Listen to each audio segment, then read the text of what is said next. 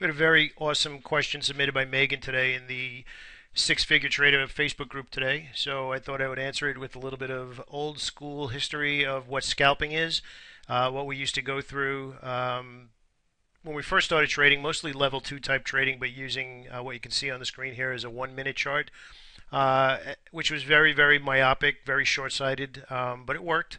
But not in a way that I'm going to show you that it could have worked in a much, much bigger way. I guess first we want to describe scalping is actually a business style. It is a chosen method of booking profits and booking losses combined with a very, very short term method of identifying whether or not you want to be a buyer or a seller. Now, back in the day, we used to, when we were scalping, it was fractions, and we would basically say a stock was well bid or well offered, meaning we were looking at the bid of the offer, and then we would literally look at the 1 minute chart and say, okay, that makes sense. We're making higher highs or lower highs, that kind of thing, and then we'd actually trade it in that direction. Now, the problem with looking at this short-term window, which if you can't see it on the screen right now, this is actually a 1 minute chart. This is generally the way most of us traded.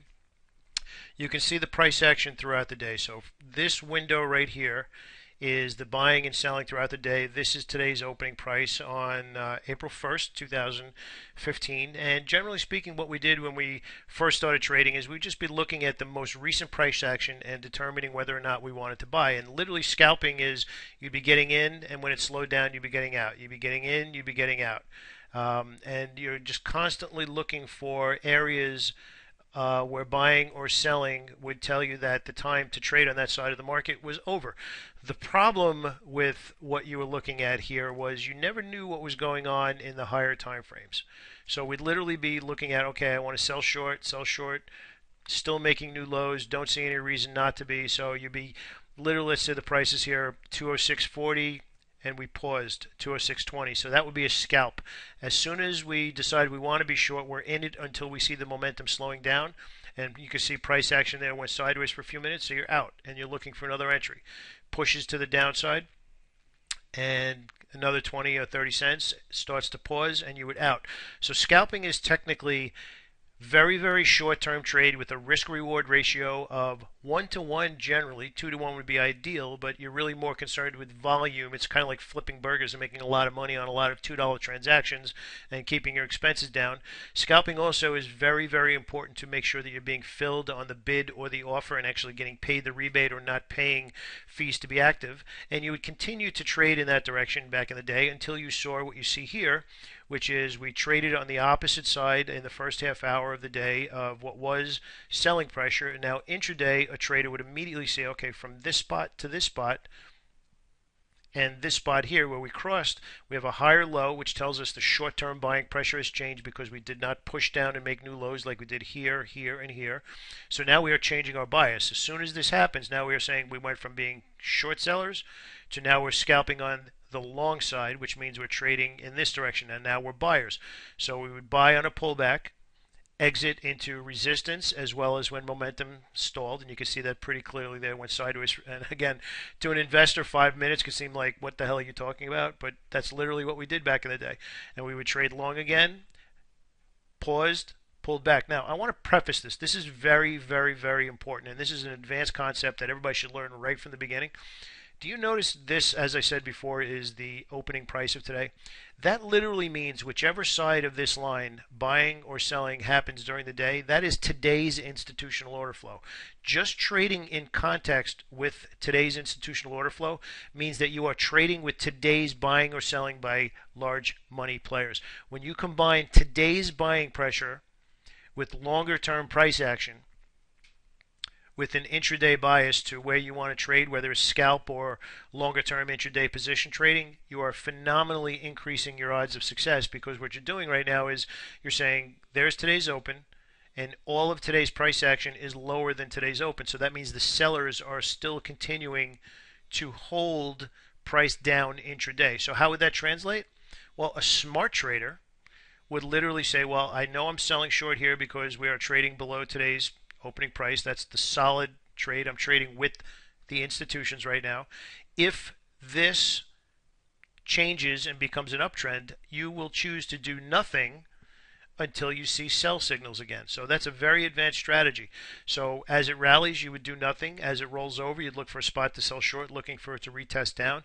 So you'd probably risk, just for argument's sake, let's say in the spiders here, let's say the high here is 205.60. Maybe you'd risk up to the opening price, but probably not, because that would be roughly $1, and that's not technically a scalp. Well, it could be a scalp if you're risking $1 to make $1, or better risk reward than that. Again, don't send me hate mail. I'm just using one-to-one risk reward for scalping as a general number, which should be a much higher percentage trade.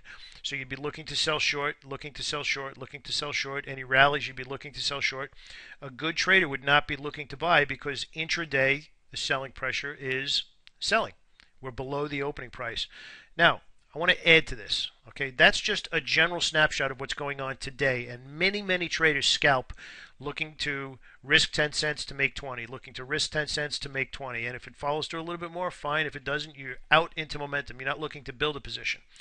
What we did not add to scalping back in the day was what was going on the bigger pictures.